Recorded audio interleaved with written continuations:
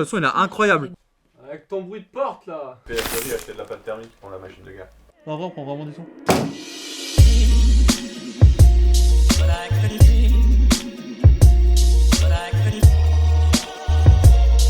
Nouveau MacBook, ça y est, il est arrivé. Bah, on va le découvrir ensemble, c'est parti pour un unboxing. Allez. Du coup, on a commandé le MacBook Pro M1 Pro 14 pouces. Super satisfaisant, j'avais trop envie de le faire. Le Mac, il est assez carré. On revient un peu sur du MacBook Pro à l'ancienne, j'ai l'impression. On a le retour du HDMI, de la carte SD. Apparemment, c'est un lecteur rapide de carte SD. On a le retour du MagSafe. Et donc, on a de l'USB-C.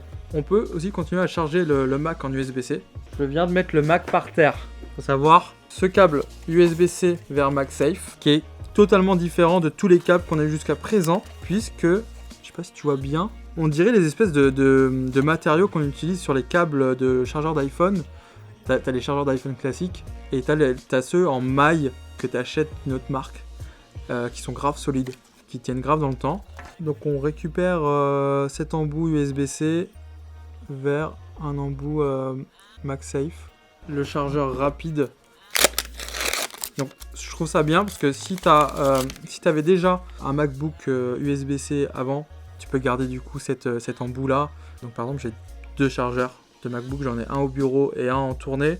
Donc je pourrais toujours garder celui au bureau connecté et l'autre dans mon sac à dos en voyage, et au moins j'ai pas besoin de tout le temps switcher. Quand tu prends le 14 pouces, t'as soit un chargeur de 60 ou 65 watts qui charge en gros en mode normal, soit tu peux prendre celui de 96 watts quand tu prends le modèle au-dessus et qui va donc charger beaucoup plus vite. Ils ont retiré du coup la touch bar. Moi par exemple j'en avais de l'utilité sur Photoshop essentiellement, puisque j'avais du coup des raccourcis et c'était cool. Le poids du Mac est quand même assez lourd je trouve, sachant que j'ai déjà eu un 13 pouces touch bar et un 15 pouces touch bar. Pour une base de 13 pouces avec un écran un peu plus large vu qu'il va jusqu'au bout, on est sur une machine quand même assez lourde. L'écran, bon c'est très fin. On a du Apple XDR Display.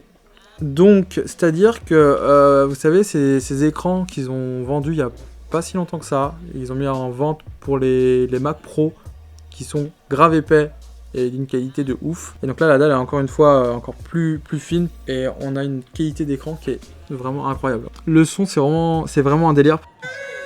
Il sort de partout genre.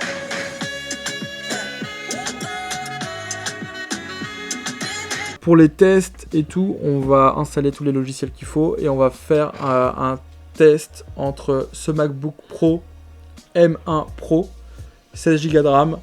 On l'a pas boosté au niveau de la RAM parce que moi je reste sur de la photo, mais on va quand même faire des tests vidéo dessus. Et une tour PC qu'on a commandée qui arrive d'ici peu dans la même fourchette de prix et sur un PC fixe, pas sur un PC portable. Mais on va faire des tests, des exports, des rendus. On vous en fera ça très bientôt. A plus.